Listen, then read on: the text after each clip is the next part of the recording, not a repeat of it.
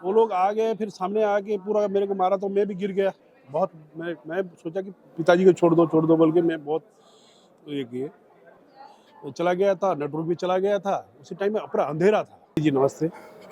मैं सवाल शुरू करूं, सबसे पहला सवाल यही है कि सबसे चुनौतीपूर्ण परिस्थिति क्या रही जिससे आपको हीरो बनने की एक प्रेरणा मिली? जी क्या रही परिस्थिति?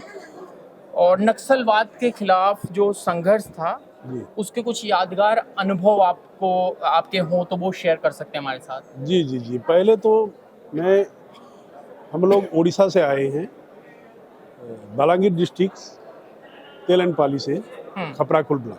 हम्म।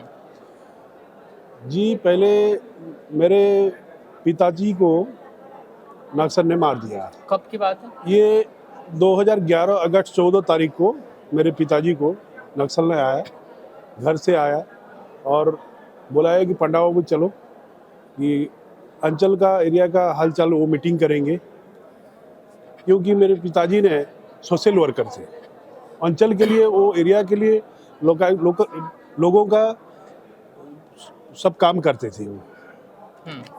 सोशल एक्टिविटी था मेरे पिताजी का। तो उन्होंने आया 14 तारीख रात को 8 बजे आया हम लोग का घर में, दोनों मेरे पिताजी का साथ हम लोग खाना खाने के लिए बैठे थे। तो उस टाइम हमको बोला उन्होंने कि आया घर को 3-4 आदमी, वो लोग तो 50-60 आदमी थे। इसी टाइम वो 3-4 आदमी आए, पंडाऊ है घर में है क्या? हाँ घर में हूँ।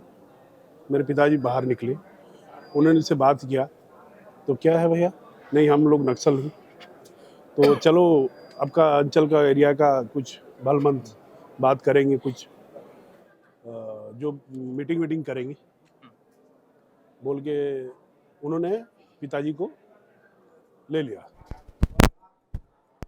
पिताजी को वो गांव के 100-150 मीटर दूर ले गए। एक पेड़ था, बर का पेड़ था, तो वहाँ जाके मेरे पिताजी को दोनों हाथ बांध दिए। मैंने जंगल में? नहीं, जंगल नहीं था, गांव का बस 100-200 मीटर होगा, लगभग 200 मीटर होगा, लेके हाथ को बांध दिए वो तुरंत। उन्होंने मैं भी साथ में गया, मेरे मम्मी में गया साथ में, साथ दोनों साथ में गए थे। साथ मैंने बोला कि क्यों मेरे पिताजी को आप ले गए? तो मैं सोचा कि मेरे पिताजी को जंगल को लेके चले गए, तो हम लोग का भी ख्याल नहीं था कि वो मार देंगे मेरे पिताजी को। मैंने बोला कि क्या गलत हो गया भैया, क्या मेरे पिताजी ऐसे गलत कर दिया कि मेरे पिताजी को आप मार दोगे? तो कुछ तो बताओ। तो उन्होंने उस समझने के लिए जो बात बोलते थे उन लोग सुनने के लिए मान नहीं था। तुरंत बांध के मेरे गोली चलाया, सिर में चलाया, छाती में चलाया, हर जगह बैक साइड पीठी में चलाया। अच्छा। गोली चलाया तो ये सब पापा ने आपके गिर सामने? गए मेरे सामने, मैं खुद गया था। तो इसी का टाइम में नेटवर्क भी चला गया, बिजली भी चला गया, वो लोग सब, बिजली भी चला गया था, नेटवर्क भी चला गया था, उसी टाइम में पूरा अंधेरा था। तो मेरे को भी बहुत मारा, जो मैंने प्रोटेक्ट किया, बहुत बहुत मारा मेरे को भी, बंदूक का बर्नेट में मारा। तो वो लोग आ गए, फिर सामने आके पूरा मेरे को मारा तो मैं भी गिर गया। बहुत मैं सोचा कि पिताजी को छोड़ दो बोल के मैं बहुत ये किए। तो इसी का टाइम में वो मार के मेरे पिताजी ने नीचे गिर गया, तो उसी का टाइम में वो लाल सलाम बोल के वो लोग फिर चले गए। लाल सलाम बोलकर चले गए? हाँ जब इस तरह से आप मतलब आपने खुद अपने फादर को खोया है, जी तो जो हमारा यूथ है जी जो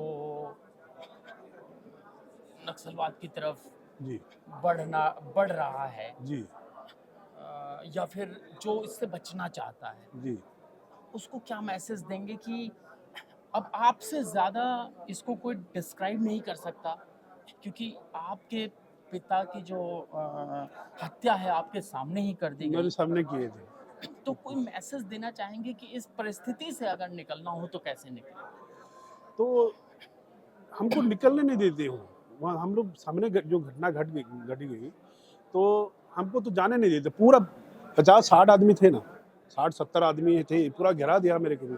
मैं जाने भी नहीं शायद अच्छा, मैंने मैं कह रहा हूँ कि इस परिस्थिति को जैसे आपने झेला है, जी तो और क्या मैसेज देना चाहेंगे हमारे ऑडियंस को कि इस तरह से अगर इतने भी नहीं अगर परेशान हो जी तो आप उससे निकल सकते हो, हिम्मत नहीं हारनी है। नहीं, हिम्मत तो देखो इसी समय में जैसे हो गया है, मेरे पिताजी को जो गोली किए हैं, तो हिम्मत कैसे रहेगा हम लोग का? हिम्मत तो नहीं रहेगा। लेकिन ये बड़ी बात है कि आज सरकार ने हमको 15 साल हो गया है, मेरे पिताजी का डेथ जो हुआ है 15 साल हो गया है।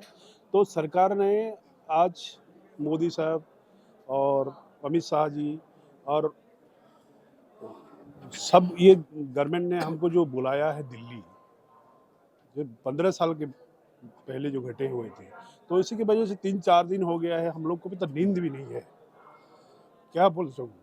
तो हम चाहते हैं कि गवर्नमेंट हम के लिए जो हम खए हैं, मेरे पिताजी को देखो, मेरी मम्मी ने विधवा हो गई है, जी। हम लोग का पापा, मेरे पिताजी चले गए, हम लोग पूरा हो गए हैं, जो बोलते हैं हम लोग उड़िया आदमी से बोलने से। तो हमको गवर्नमेंट ने कुछ नौकरी देना चाहिए, गवर्नमेंट जॉब देना चाहिए और मेरे मम्मी का पेंशन अच्छा, देना चाहिए। जो और पहले पहले जो नक्सलवाद था, जी मोदी गवर्नमेंट के आने के बाद जो नक्सलवाद पर असर पड़ा है, जी कुछ लगता है कम हुआ है?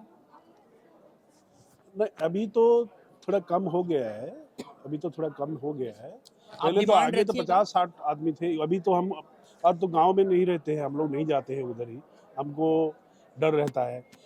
तो ये कहना चाहता हूँ सर, हमको भी सोशल मीडिया से आप भी प्रचार प्रसार करो कि गवर्नमेंट के पास भी पहुँचो, ये बात पहुँचना चाहिए कि हमको, हम मेन चाहते हैं, आपको दुआ चाहते हैं गवर्नमेंट को कि हमको नौकरी मिले और मेरी मम्मी को पेंशन मिले और हमको कुछ जगह मिले और घर मिले। तो बिल्कुल। और ये जो जो भी डिमांड है जी वो आपका हमारे माध्यम से सरकार को पहुंचेगा। बिल्कुल सर, अ, ये चाहते हैं हम लोग। एक आखिरी सवाल है जी कि मैं वही बात रिपीट करूंगा कि 2014 14 और आज 2024 है, तो नहीं, अगर एक शॉर्ट 2011 फॉर्म से में नहीं हुआ देखें था, तो अगस्त 14 में हुआ था, 2011 में, नहीं नहीं, अगस्त 14 में मेरे पिताजी का डेथ हुआ था। नहीं, मैं उसकी बात हो गई। मैं कह रहा हूँ कि 2014 से जब से सरकार बदली है देश में, जी कितना परिवर्तन देखने को मिला आपको पहले से? ये तो नक्सलवाद को लेकर। अभी तो थोड़ा कम हो गया है, अभी तो थोड़ा कम हो गया है। ये इसी टाइम में तो 2011 में बहुत थे, अभी तो थोड़ा कम हो गया है जो। चलिए उमेश तो जी, ये हमारे साथ थे उमेश जी। जी और मैं आशा करता हूँ कि जो है आपकी जो आपकी डिमांड है जी वो पूरी हो, सरकार तक पहुँचे। और यहाँ पर अगर भारत सरकार द्वारा आपको बुलाया गया है जी तो जाहिर सी बात है आप लोगों की बातों को सुना जाएगा, जी समझा जाएगा। जी आप देख रहे थे द न्यूज़ ओशियन।